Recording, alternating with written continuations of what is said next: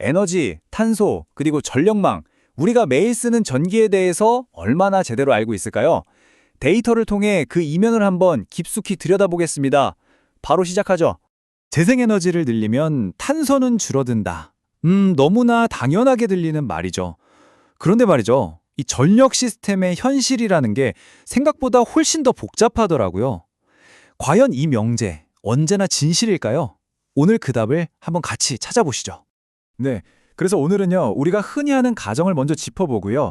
유럽의 굉장히 다른 두 가지 길을 비교하면서 이 탄소 방정식의 비밀을 한번 풀어볼 겁니다. 이걸 바탕으로 우리나라, 한국의 특별한 과제는 뭔지 진단하고 우리의 미래를 어떻게 설계해야 할지 고민해 보겠습니다. 자, 첫 번째 이야기입니다. 에너지 전환의 맨 앞에 서 있는 유럽. 그 중에서도 정말이지 전혀 다른 에너지 전략을 택한 두 나라, 독일과 프랑스의 사례를 보면서 이야기의 실마리를 한번 풀어보겠습니다. 먼저 독일입니다. 딱 보시면 아시겠지만 2024년 독일의 전력 믹스에서 가장 눈에 띄는 건 바로 이 풍력하고 태양광이에요. 이 두 개를 합치면 전체의 거의 절반에 가깝죠. 엄청난 투자와 노력으로 이뤄낸 결과고 재생에너지 강국이라는 명성에 딱 맞는 수치입니다. 그런데 정말 놀라운 지점은 바로 여기입니다. 차트의 다른 쪽을 한번 보세요. 갈탄이 17.2%, 천연가스가 11.7%를 차지합니다. 이게 무슨 말이냐면 이렇게나 많은 재생에너지를 쓰면서도 동시에 탄소 배출이 가장 심한 연료 중 하나인 갈탄에 여전히 엄청나게 의존하고 있다는 거죠. 바로 이 모순, 이게 오늘 이야기의 핵심 열쇠입니다. 그럼 이번엔 프랑스로 한번 가볼까요? 전력 믹스를 보면 독일과는 완전히 다른 그림이죠. 이 압도적인 검은색 부분, 이게 바로 원자력입니다. 전체 전력의 무려 67.4%, 거의 70% 가까이를 원자력 하나가 다 책임지고 있는 거예요. 그 결과는 어떨까요? 가스는 3.2%, 석탄은 0.1%에 불과합니다. 독일이랑 비교해보면 화석연료 비중이 그냥 압도적으로 낮다는 걸 한눈에 알 수 있죠. 자, 이 두 차트를 나란히 놓고 한번 보시죠. 차이가 정말 극명합니다. 왼쪽 독일 차트에 저 녹색, 파란색만큼이나 큰 갈색, 주황색 영역, 바로 화석연료죠. 근데 오른쪽 프랑스를 보면요, 그 영역들이 거의 보이지가 않습니다. 대신 거대한 검은색이 그 자리를 꽉 채우고 있죠. 탄소를 줄이겠다는 목표는 같은데 그 목표로 가는 길, 그러니까 전력망의 구조가 완전히 다른 겁니다. 그리고 바로 이 구조의 차이가 모든 걸 결정합니다. 그렇다면 이 두 가지 다른 구조가 실제로 탄소 배출량에 어떤 영향을 미쳤을까요? 이제 진짜 탄소 방정식을 풀어볼 시간입니다. 이 그래프가 사실 모든 걸 말해줍니다. 유럽 국가들의 탄소 배출량을 보여주는 건데요. 저 아래쪽에 쫙 깔린 파란색 점들이 프랑스 FR입니다. 항상 낮은 탄소 구간에 머물러 있죠. 반면에 위쪽으로 넓게 퍼져 있는 저 갈색 점들이 바로 독일 D입니다.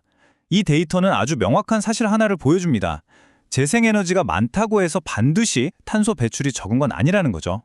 여기서 탄소 집약도라는 말 잠깐 짚고 갈게요.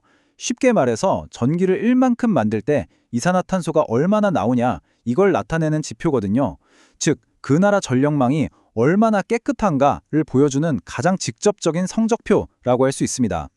아니, 왜 이런 차이가 나는 걸까요? 그 답은 바로 여기 IPCC의 생애주기 탄소 배출량 자료에 있습니다. 각각의 에너지원이 만들어지고 운영되고 폐기될 때까지 전 과정에서 얼마나 많은 탄소를 내뿜는지를 보여주는 가장 권위 있는 데이터라고 할 수 있죠.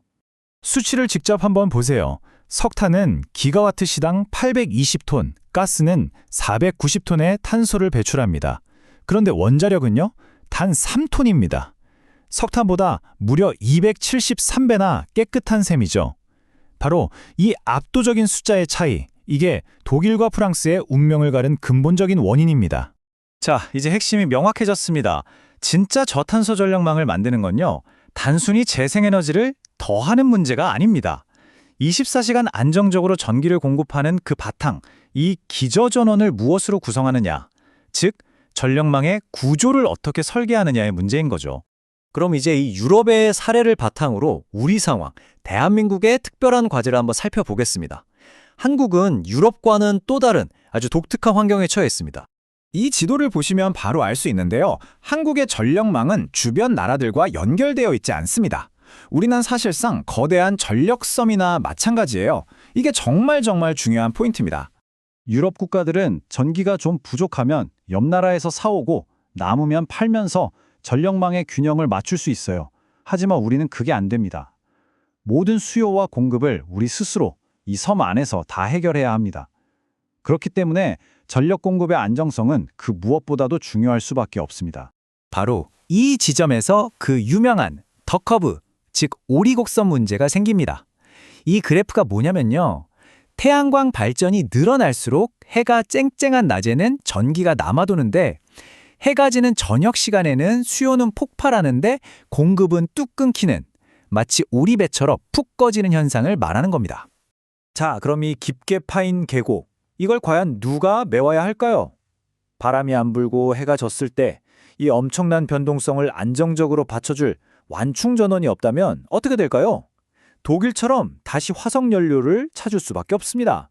근데 한국은 유럽 일부 나라들처럼 수력 자원이 풍부하지도 않죠. 이것이 바로 우리의 딜레마입니다. 네, 이제 모든 조각들이 맞춰졌습니다. 마지막으로 이 모든 것들을 종합해서 우리가 미래를 어떻게 설계해야 할지 그 결론을 한번 내려보겠습니다. 결국 문제는 의도가 아닌 거죠. 탄소를 줄이겠다는 선한 의도야 독일도 프랑스도 우리도 모두 같습니다. 하지만 이 문구처럼 의도는 같아도 그 의도를 구현하는 구조에 따라서 결과는 정말 하늘과 땅 차이로 달라집니다. 한 나라의 전력망 구조는 단순히 전기를 만드는 방식을 넘어서는 문제입니다. 그것은 그 나라의 탄소 배출량을 결정하고 산업의 안정성을 좌우하고 더 나아가서 국가 안보와도 직결되는 아주 중요한 문제입니다. 그래서 오늘 분석의 최종 결론은 이것입니다. 어떤 에너지원으로 24시간 꺼지지 않는 불을 밝힐 것인가? 이 기저전원을 어떻게 설계하느냐가 바로 그 나라의 미래를 설계하는 것과 같습니다. 여러분은 어떤 미래를 설계하고 싶으신가요?